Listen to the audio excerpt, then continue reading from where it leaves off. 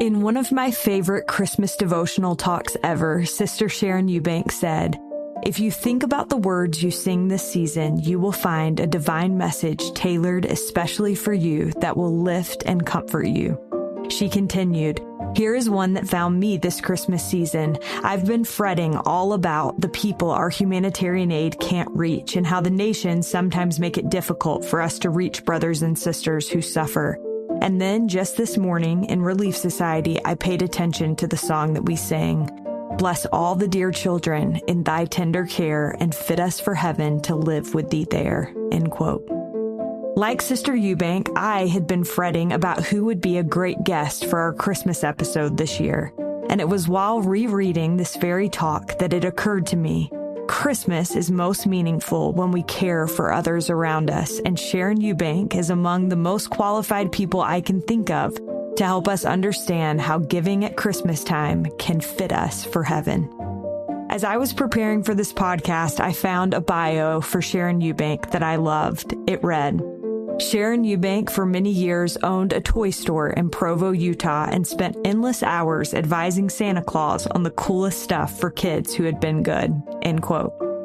You may also recognize Sharon Eubank as a former counselor in the Relief Society General Presidency and currently the Global Humanitarian Director for the Church of Jesus Christ of Latter-day Saints. Sister Sharon Eubank recently authored her first book, Doing Small Things with Great Love. This is All In, an LDS Living podcast where we ask the question, what does it really mean to be all in the gospel of Jesus Christ? I'm Morgan Pearson, and I am so honored to have Sharon Eubank on the line with me today. Sister Eubank, welcome. Thank you so much. Well, I am going to start out and tell you what I loved so much about this book. There are many things that I loved.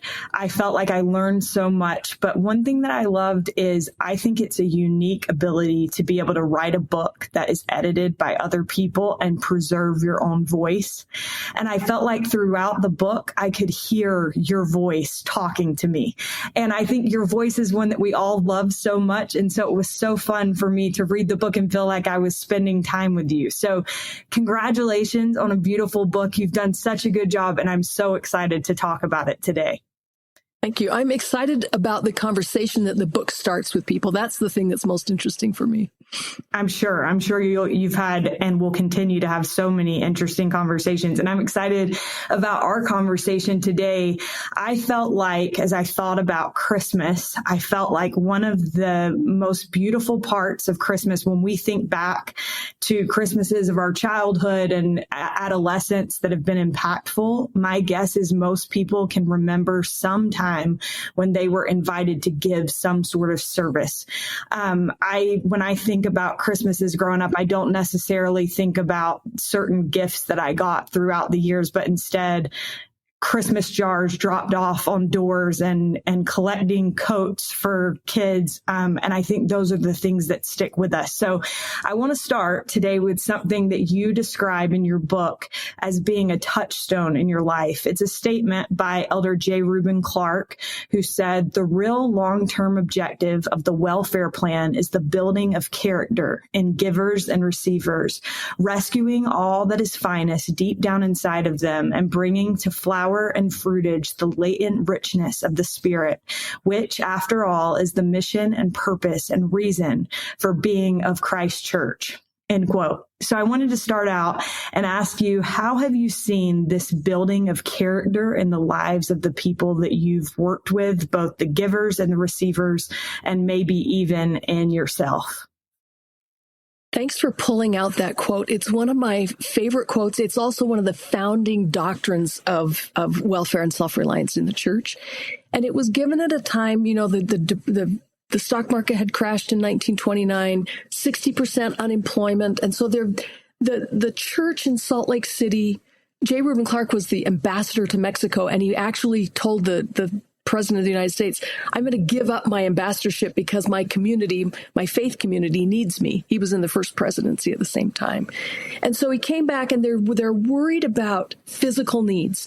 People don't have enough food. People don't have enough heating in their house. It was a hard time.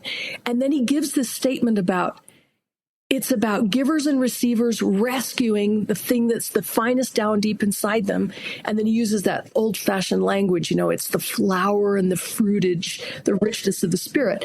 And I think, so you're worried about all these physical things which we do at Christmas, and yet you're saying it's about my character?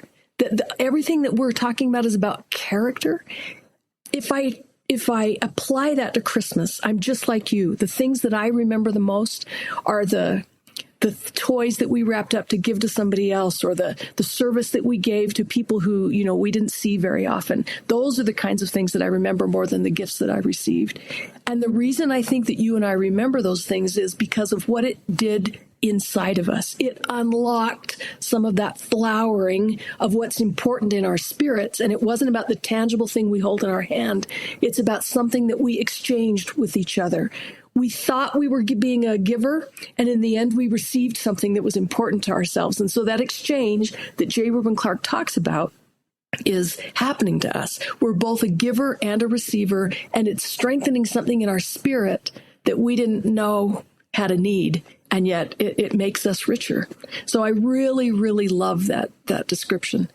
If you don't mind, I can give you an example, and I talk about it in the book, but I was just thinking about it again this morning.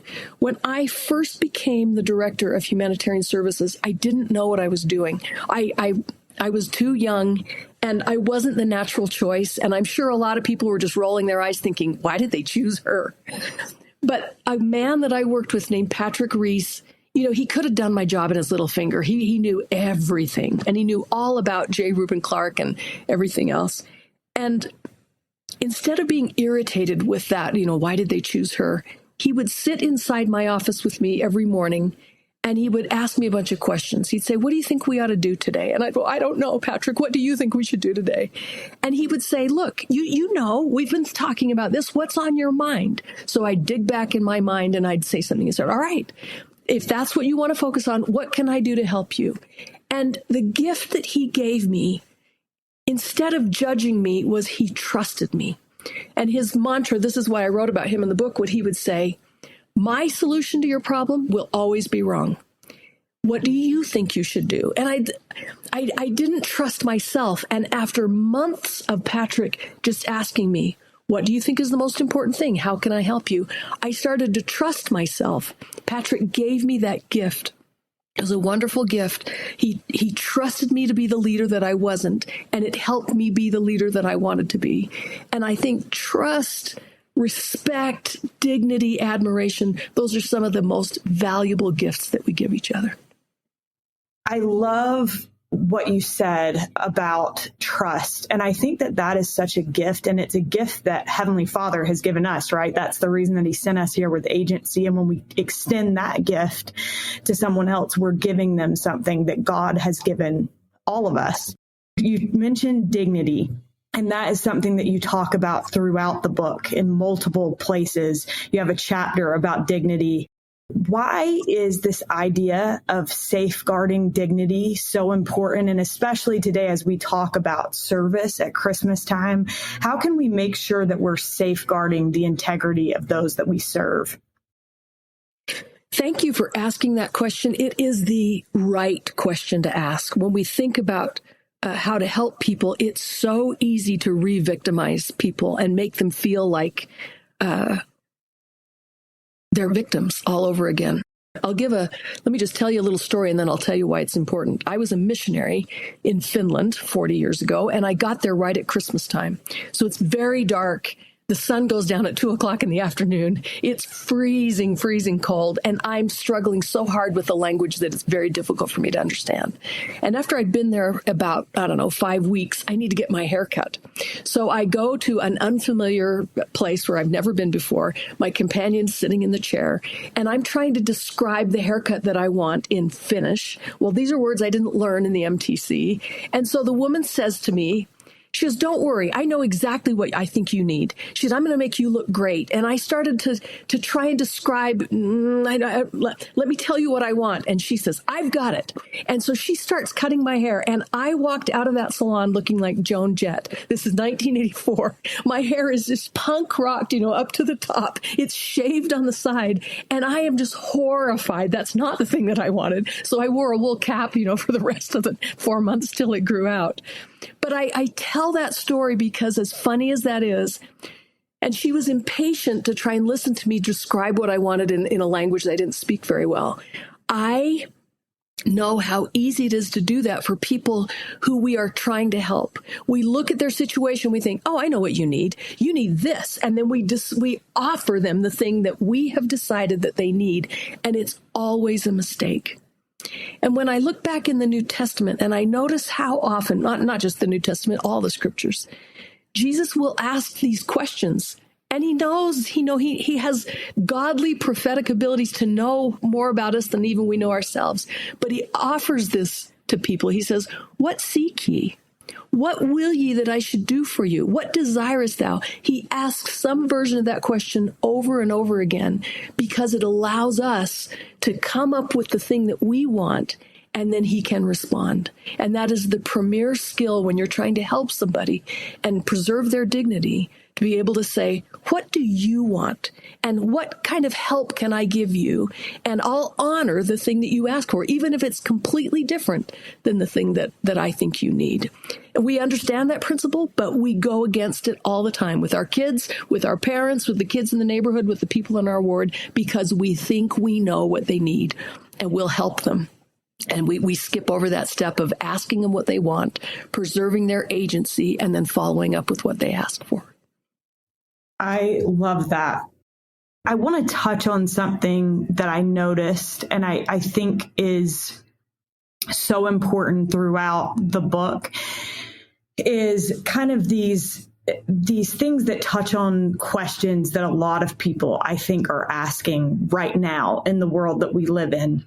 There's a part where you say this: I sometimes hear the question of why an all-powerful God would allow so much evil and suffering in the world. It strikes me as an uncomfortably passive inquiry. For me, the compelling question is, why do we, as children of an all-powerful God who has given us strict and holy commandments to love one another, permit so much evil and suffering in the world? End quote. You also talk later in the book about how it is easy to feel overwhelmed by the enormity of the issues in our world. And I think that tends to be my problem. I'm just like, it's too much. I just shut down, kind of become paralyzed. But you offer a couple of suggestions that I thought were profound. The first is that you say you, in quotes, go small. And then the second is that you pray. Could you talk to me about what those two things mean to you? I wasn't trying to be glib about, this age-old question that people have of why is there so much suffering in the world. I think it's a legitimate question, but I also think that we know in scriptures that this is the point in our spiritual development that the Lord has said, I'm going to let you decide and choose. I'm going to give you some guidelines. I call them commandments, and they will make you happy and they will help things work out. But when those are not followed, it creates a huge amount of suffering, and we're reaping that suffering from the corruption that we are living as human beings. And so for people like you and me who want to do something good, but we get overwhelmed by these paralyzing, complicated questions, when I feel like I'm just one woman, what can I do? And the example is last night, I have been so stirred up about Ukraine's position. They're being forced to accept a peace plan that was drawn up by other people without consulting them, but it impacts them the most of all. And I'm just stirred up by this, and I can't sleep at night, and I'm upset. But there's very little that I can do, even with church resources. I cannot impact that issue that's happening, this week in the world. But one of the things that I have discovered in my life is I cannot impact what's happening about the Ukraine peace plan. But I can go smaller. I can reach out to Ukrainians that are living in North Salt Lake where I live. I can stand up when other people in my community are being ramrodded, and I can be a voice for them. And so that issue, although I can't do much about the big issue right now, I can take that principle and I can apply it in smaller ways. And as I do that, it gives me experience and it gives me a little bit of power so that I can push against, some of those what I call corrupting influences in the world. The second thing, and it's more powerful than the first, is this idea that I can pray. And it's easy to dismiss prayer as like, yes, we can all pray. But there's a real power in prayer. And I tell the story in the book about I was visiting Israel right before the October 7th attack. So this would have been probably July or August of 2023. And as part of my visit, I crossed over into the West Bank, past Bethlehem, to a church where there is a Catholic nun and her sisters who they rotate and they take turns praying at an altar 24 hours a day so that they're praying for peace. And a lot of people, it's easy to say, that's sweet to see a nun sit there, but what good is that really going to do? You just pray for peace. But I think we underestimate the power of when we ask the Father to work on things that we don't have any control over. I believe there's real power in that. And I take it from James 5. James is the brother of the Lord Jesus, the half-brother, and he becomes the bishop of Jerusalem. And he writes just a very short little book in the New Testament toward the end. But chapter 5, the whole chapter is, what do I do in the face of corruption? And he lists, he goes through and he lists all these different things. The rich men are now howling for the miseries. Their riches are corrupted. Their garments are moth-eaten. You've condemned and killed the just, and they didn't resist you. People have grudges. And he goes on in all these verses. And then he gets down to verse 16, and he says, confess your faults one to another and pray for one another that ye might be healed. And then this is the important part. The effectual, fervent prayer of a righteous person availeth much. And I really believe in that. Jesus says, if ask and you'll receive, knock and it shall be given unto you. He says that 20, 30 times in the scriptures. And James says this will avail much. So when I'm wondering, what do I do in the face of corruption, in the face of suffering, in the face of things, I can do everything that's in my power to do. And then like that nun, in her faith, I can kneel and I can pray to God and say, will you intervene? I'm using my faith to ask you to intervene in a way that I can't. And I believe with every Christian cell in my body, there's power in that. There's power to bring forth help and aid beyond what we are able to do. And that's the power of faith. That helps me when I can't do anything else. I think it goes back to, there's been this big conversation recently, right, about thoughts and prayers. Yeah. Where people are like, oh, the thoughts and prayers don't do anything. But I love what you said about there being power in the things that we don't have any power over when we turn it over to an all-powerful God and do offer the one thing that we have to give, which is our thoughts and prayers. You talk about the divisiveness in America between political parties. And I have to think every time that I see people just like jarring at each other, I'm like, the adversary has to be stoked to see us just at each other's throats. But you quote Jimmy Carter, who said, whenever you have a chance, say something good about our country. With God's help and for the sake of our nation, it is time for us to join hands in America. We are all Americans together, and we must not forget that the common good is our common interest and our individual responsibility. Why would you say that this is more important now than it may have even been when Jimmy Carter originally said it? It's one of the most important parts of the book for me, that quote. I want to say that at that point in his presidency, Jimmy Carter knew he wasn't going to get reelected. He knew that, what had gone on before, his chances were over.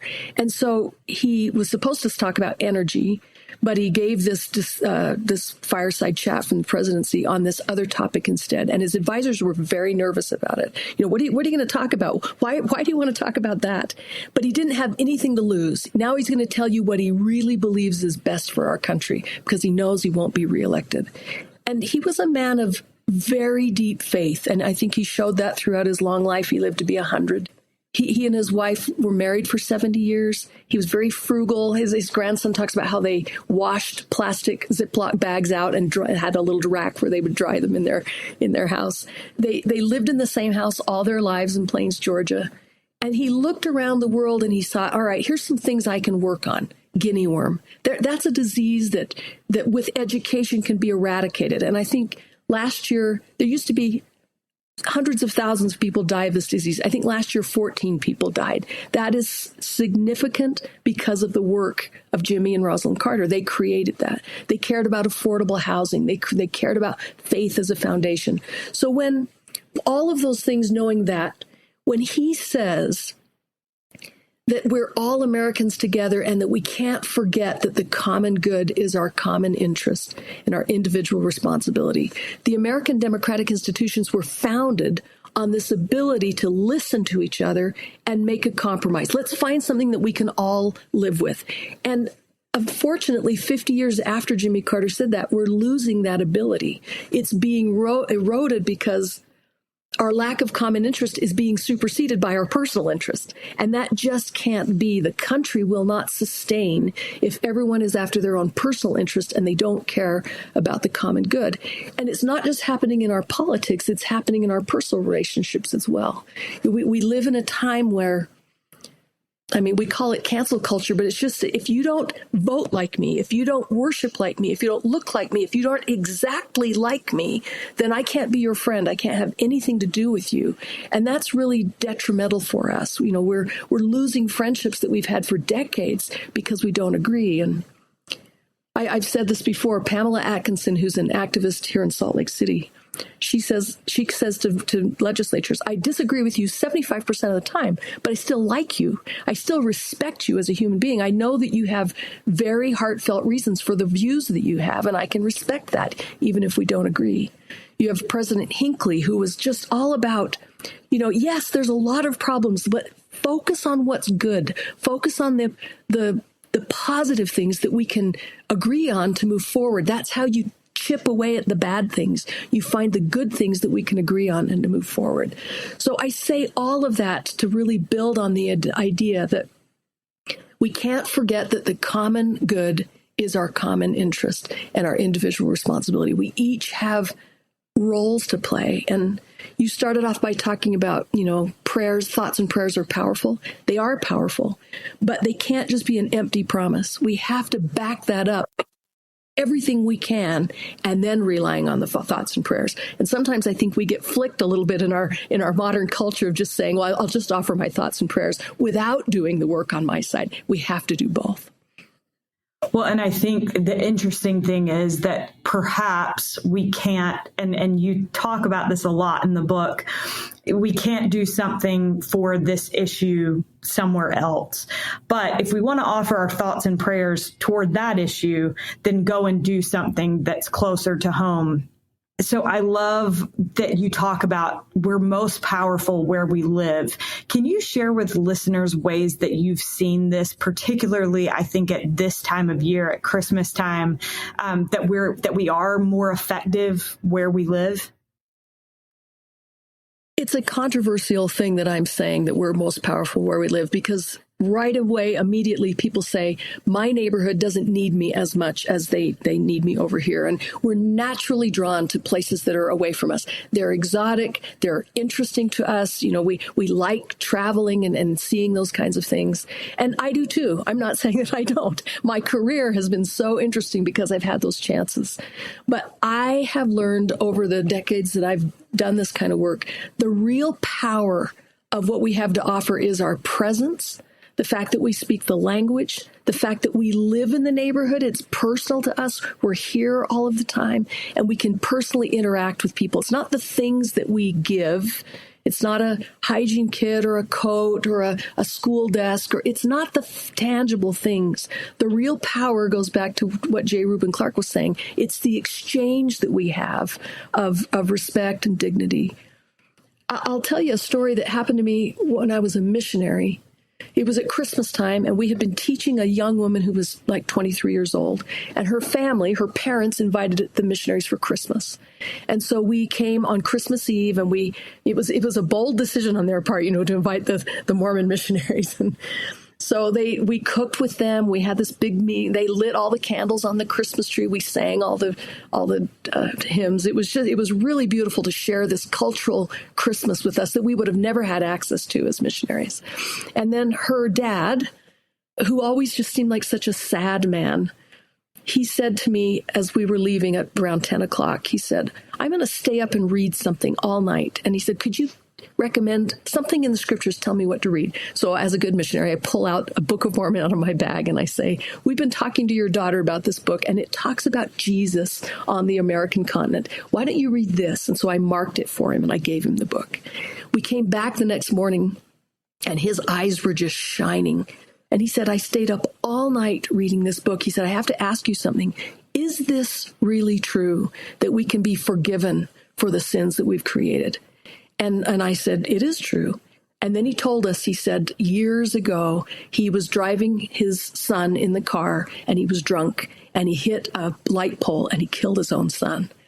And he was just weeping. And he said, "If it's possible that I can be forgiven for that," he said, "my whole life is different."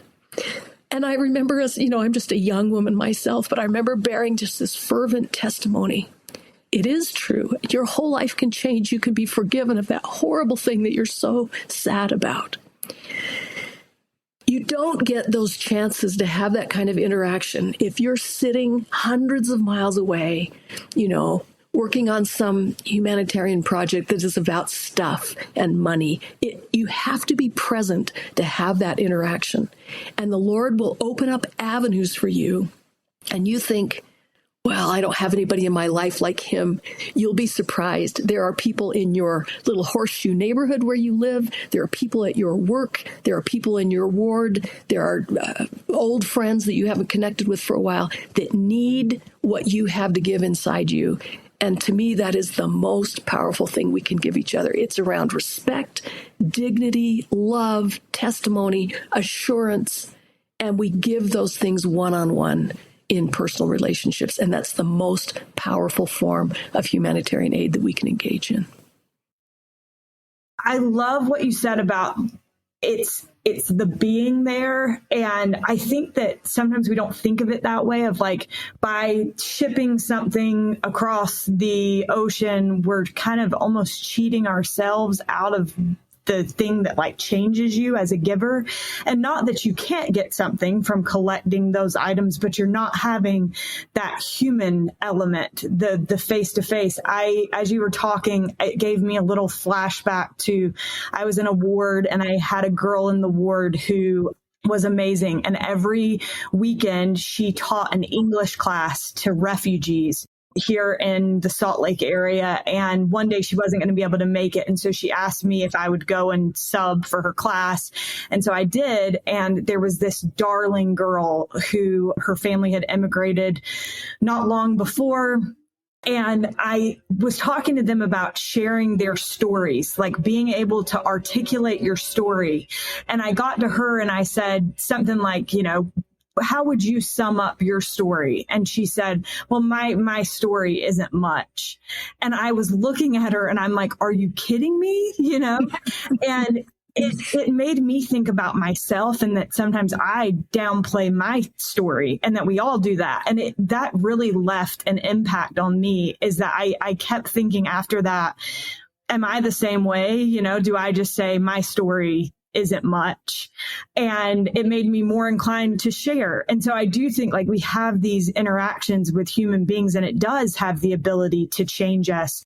Sister Eubank, some people may be surprised that you, Director of Humanitarian Services of the Church of Jesus Christ of Latter-day Saints, spend nearly an entire chapter of this book talking about the Salvation Army and the great work that they've done. We all see the Salvation Army bell ringers this time of year, but talk to me about why it was so important to you to pay tribute to the Salvation Army and the work that they've done the way that you did in this book. I tell the story in the book that my great-grandparents were immigrants from Norway. There was they left Norway, they made it to Canada, and then they dropped down into the United States, and so they were living in North Dakota. And they were young, they got married, and they had the chance to homestead in Montana. This would have been like 1906, 1910, something like that. And so they get 1,000 acres in Montana. They're going to live the American dream. They're going to plant wheat. They're going to have a little house. They have a store in town. They're going to try and make it in America, these Norwegian immigrants. And so they're super excited. And they start off and they have a baby, and then they have a second baby. They're so proud of these two sons. And then my great-grandfather's name is Ebert. He's out in the field picking rocks because it's undeveloped, and so the farm field has a ton of rocks that come up, and he's picking them up, and he's building a fence, and he contracts scarlet fever, and it weakens his heart so much that he dies. Now Agnes has 1,000 acres, 2 boys, no way of making good on that ranch. She's just, and then the stock market crashes. So this is 1929, and she just can't do it. So she leaves Montana, and she goes to California, moves in with her sister. And she doesn't have any money coming into the house except for Bill, who's her oldest boy. He's 12. He has a paper route. So, he delivers papers every morning, and one of the places pays him in a sack of donuts. It's a bakery, and he gets a sack of donuts he brings home every morning. But Agnes is worried that the boys aren't getting good nutrition. They're eating donuts every day. And so she goes around to all the agencies in Los Angeles asking for food help for a widow in the middle of the Depression. And when they find out that she has this farm up in Montana, they're like, no, we can't help you. There's other people who don't have a farm. And they say, why don't you sell the farm? And she said, it's the boys' inheritance. It's all that their father can give to them. And it will be their livelihood if I could just hang on to it through the Depression. And they're like, sorry.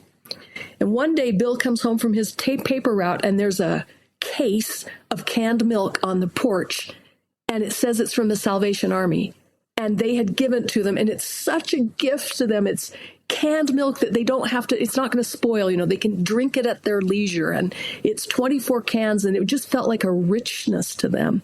And the Salvation Army didn't require anything from them.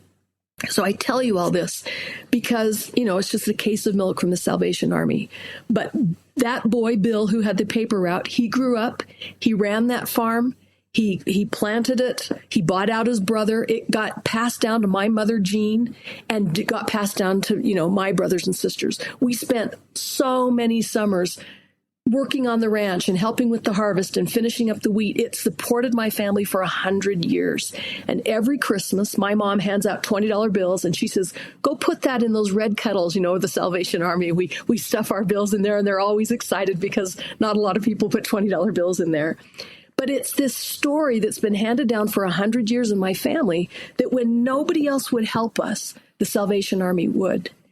And the reason I spend so much time on it in the book is President Oaks said in a talk, maybe, 2 or 3 years ago, he said, God is using many kinds of people to accomplish his work. There's too much work for just one group to do. And I think that that's really instructive for us as Latter-day Saints. God is using people who love him to do his work. And that includes the Salvation Army and any other people who love him and want to serve him. I was in a dinner with Elder L. Tom Perry when he was still alive, and it was with Orthodox rabbis. And I remember he pounded on the table and he said, we want Catholics to be better Catholics. We want Jews to be better Jews. We want Latter-day Saints to be better Latter-day Saints. And I remember thinking, we do? I thought we wanted everyone to be Latter-day Saints. And he was recognizing that same thing that President Oaks is teaching. The world is divided basically between people who don't believe in God and are corrupt and people who do believe in God. And so we, as members of Jesus Christ Church, we should be building bridges with anybody who loves God. And that's one of the things I love most about our faith is that we believe in seeking after anything that's lovely or virtuous or good report or praiseworthy. We seek after those things, and we want friendship with people who love God and are doing his work. My family benefited personally from that, and I've seen it all over the world, the good that happens because people are expressing their love of God in the way they love their neighbors. Well, you'll laugh, but I think the one year that I dropped money in the Salvation Army bell ringers bucket was because Kelly Clarkson was working with the Salvation Army, and I was a really big Kelly Clarkson fan. But I love that story about your family, and I think that there, it may not be the Salvation Army, but we can all point back to a time when we were in need, our ancestors were in need, someone reached out to them, and we can try to find a way to pay it forward. There's a quote in the book that I loved from the commissioner of the Salvation Army in the United States, Ken Hodder. Is that how you say his last name? Uh-huh. And he said, whenever someone begins to hope, when they sense that their circumstances can improve, and when they find people in whom they can put their trust, it is like a booster rocket gets lit inside them. It changes everything. And beyond the impact of their own life, it has an enormous influence on their children and their opportunities, end quote. Hope is something, Sister Eubank, that I became obsessed with on my mission. The idea that just a glimmer of hope can give people something to ride for some period of time. And the scriptures talk a lot about hope. And I studied all of those scriptures. I studied any talk I could get my hands on about hope, because I felt like as a missionary, that was kind of what you were offering people. Why would you say that hope is so important, and how can what we do, especially at this time of the year, to serve others, offer hope? I like that you were obsessed with that and that you studied it so much. I think if you're going to study something, faith, hope, and charity are kind of the foundations of it. All my companions could attest to this. They would be like, yep, she's not lying. I heard a story last Friday from someone who was volunteering in one of the bishop's storehouses, and he said he was helping a really rough-looking man who had come in get his food order, and the guy hadn't bathed for a while, looked really rough, and so the process is they come in with their food order that's been filled out for 2 weeks worth of food, and then the volunteer helps them kind of find what they need in the storehouse. So he started on the very first aisle with this man, and the first thing was beef stew. So he reached up on the shelf, and he handed the man the beef stew so he could put it in the basket. And the man held the can, and he looked at it, and he burst into tears. And he had been homeless and living on the street such a long time. He could not believe what it felt like to be in the bishop's storehouse and to have somebody handing him food that he was going to walk out of. And the man who was telling me, the volunteer who was telling me, he just said it was the hope that was in his hand that he could have a different life than the one he'd had before. And that this was the beginning of the help that people were offering him that he could take advantage of. And it was, somebody cared about him. It was the hope of maybe getting off the street or repairing his relationships or, leaving addiction behind. But whatever created the situation that he was in, Jesus Christ is more powerful than those forces. And I think Christmas is about honoring the strength of the hope that came as a tiny little baby. We all have nativities in our house, and there's this tiny little figure in a little manger of hay that is completely dependent on Mary and Joseph. And yet that was Jesus Christ. He came into the world, and he took all suffering that gave him all power so that we can trust in him. And he gives us the hope that whatever has happened, the horrible, terrible things that we killed our son or that we've destroyed our relationships or addiction has just eaten us up, he can overcome all of that. And that hope that gets born out of that I can be different, I can live differently, no matter how badly I've messed up. To me, that is the ultimate joy and gift of Christmas. And if we can give it to somebody else, if we can be the one that's handing them the can or, listening to their story or reading a scripture with them or inviting them to our table to spark the hope that starts, aren't we lucky? Isn't it a gift that is given to us that we get to be that person, the hands of Jesus Christ, to reach out to other people? That's my favorite part about Christmas. And it has nothing to do with the things we buy. It's just about the things that we get to do with the people in our circle. So well said. Thank you so much. I want to ask you, there was a part in the book that I loved. I loved it so much that I read it aloud to my husband last night.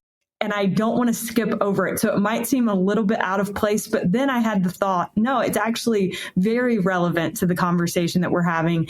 You talk about an influential mentor that you had, that you worked with, named Lloyd, and how he talked to you in one of your last conversations with him prior to his passing about multiplying and replenishing the earth. And you said you thought that it was kind of an odd thing to talk about with a woman in her 50s who was still single, but you said that you realized that it was so important and one of the best pieces of advice that anyone had ever given you. I wondered if you could share a little bit about Lloyd's thoughts about multiplying and replenishing. And I think specifically this idea of replenishing is important during the holiday season so that we don't get burnt out. So could you share a little bit of your thoughts on that? I wish everybody would have known Lloyd Pendleton. He was so type A. He was just... His family would go on vacations and he would I'm just so bored just sitting on the jet. Yeah, he was a workaholic and he just worked on causes that he cared about. He loved helping people, but he never took breaks. And in the end of his life, Lloyd got pancreatic cancer, and his wife called me and she said, this is probably his last week and he would love to see you. So I drove several hours down to his house. And when his wife let me in and I walked into the room where he was, he greets me with this, what do you know about multiplying and replenishing the earth? And I'm like, hello, Lloyd. Nice to see you. But this was our relationship. I worked for him. He'd been my boss, and he would always, give me thought questions to think about. And he said, I've been preparing for your visit, and I've written some things on a legal pad. He said, Sharon, you have tendencies that I do to work too much and to not rest. He said, I want to talk to you about this. He said, multiplying and replenishing the earth, and everyone thinks that's about children. He said, it's about children, but he said, I'm going to tell you what else it's about.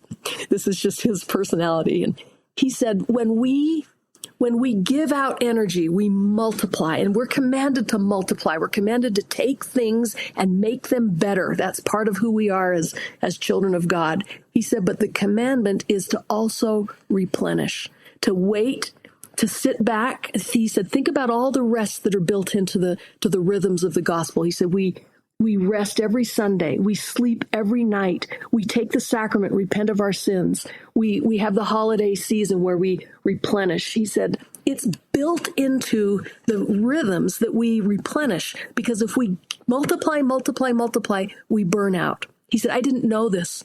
And he said, if I could give you any gift as I'm leaving this earth, it would be this gift, that it's a commandment to replenish. He said, I want you to know this. He said, you can't be a good multiplier unless you replenish.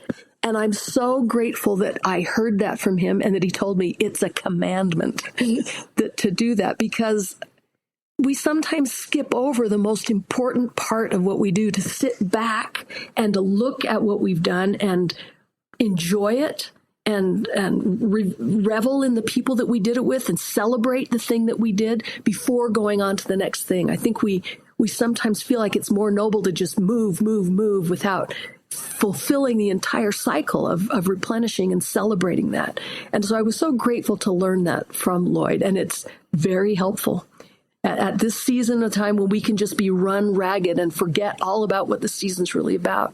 It's about sitting with your family and looking at the lights on the tree and enjoying. You told me before we started the podcast that your 2-year-old daughter felt like she created the tree for her 1-year-old sister. That's beautiful. And we should celebrate that with her all year long. Look at the tree that you created for your little sister. I think that as you were talking, I thought about Mary and about how the scriptures talk about how she kept these things and pondered them in her heart. And what if she had just kept going, hadn't taken a chance to stop and think about what she was experiencing and seeing? Sister Eubank, I went back last week and reread your Christmas devotional talk, which I have to tell you is one of my all-time favorites, where you talked about love's pure light, that line in Silent Night. And I love that line, and I love it even more the way that you took out kind of the punctuation in your little girl mind. And I think that at this time of year, it's so important for us to be conduits of that light. And that as we seek to fill our lives with that pure light, that we recognize that that is something that the Savior loves, and he loves that in us. I wondered if you have any final thoughts about how we can most effectively serve others the way the Savior would, as we seek to turn our hearts to him and share that light with other people this Christmas. The way that you studied hope, I've thought a lot about power, because power and the lack of power is creating a lot of the humanitarian needs in the world right now, and the corruption of power. But I think one of the most powerful things that we can do is to share the power we have with other people, because it's what God is doing with us. Jesus Christ received all power because of the atonement. And what does he do? Instead of bossing us around, he shares his power with us and shows us how we can be powerful with his help. And so the most powerful expression of our faith in Jesus Christ is to protect and to defend people who don't have any power. And, you see in the scriptures, Jesus reached out to everybody who was powerless in his little circle in Jerusalem, Judea. So the lepers, the tax collectors, the unclean women, the Gentiles, the Samaritans. I mean, the list goes on and on about what he was doing. But his message was, I'm come that you might have life, and that you can have it abundantly. And I'm going to give you beauty for your ashes. I'm the light that you can trust. And the people are all around us in our lives. And if we can try and defend somebody whose hope is low, who doesn't have a circle, whose power is gone, that's how we love pure light. That's how we express our love of Jesus, who is the light of the world. And that's how the light in us grows brighter, and it spills over into all those other people. So I've probably mangled that an analogy of light, but the fact that he loves pure light, that he is pure light, and that he allows us to get lit by him and then share that light to other people, that's the whole cycle. It's the meaning of life. It's what everything matters. And I really appreciate that Jesus is hope, he is light, and he is love. And those are the most important things that we can give at Christmas time. Which is such a beautiful visual. It makes me think of like the different traditions where you light a candle and then you pass it on to someone else. This has been such a rewarding conversation for me, and I so appreciate you taking the time, Sister Eubank. My last question for you is, what does it mean to you to be all in the gospel of Jesus Christ? Before I answer that, Morgan, I have to thank you for asking that question of so many people. The podcast features a variety of people, and the answer to that question, we could keep a book on that. I think it's been a really powerful question. It was helpful for me to think about why I am all in the gospel of Jesus Christ. There's a scripture in the Old Testament. It's important to people in the Jewish faith, but it's important in my life too. It's in Micah. I think it's in chapter 6, and it says, he hath showed thee, O man, what is good, and what doth the Lord require of thee, but to do justly, to love mercy, and to walk humbly with thy God. And that Old Testament injunction, the great thing is the New Testament, Jesus showed us how to do that. He showed us how to do justly, how to love mercy, and to walk humbly with our God. And the thing that he asked us to do was to love God and love each other. And of all the different aspects of the gospel of Jesus Christ and the restoration, I'm most grateful for the restoration scriptures that show me how to live that. How do I do what's just? How do I be merciful? And the examples from the Book of Mormon, from the Doctrine and Covenants, from the Pearl of Great Price, I don't ever want to live without. To King Benjamin, I just finished reading about King Benjamin, who just said, if you're in the service of your fellow being, you're in the service of your God. Why would I ever not want to have that in my life? Aren't I grateful that because of the Book of Mormon, I know that little line, because it's so important to teach me how to love, mercy, and walk humbly with my God. I'm all in the gospel of Jesus Christ because it works, because it makes me happy, because it helps other people, and because as I live it imperfectly, it makes me better, and I'll never give that up. Well, I want to applaud you. As I was reading your book, I kept thinking, this is so cool, because it is someone who has had these experiences that are so unique because of the nature of your job and your previous church calling. And you've taken that expertise, if you don't mind me saying that, and have shared it with us in a way that makes it actionable for those readings. So I am so grateful to you for the work that you put in this book, and also for all that you've done for the church. And you've just been such a great example to me. So thank you so much, Sister Eubank. And I hope you have a Merry Christmas.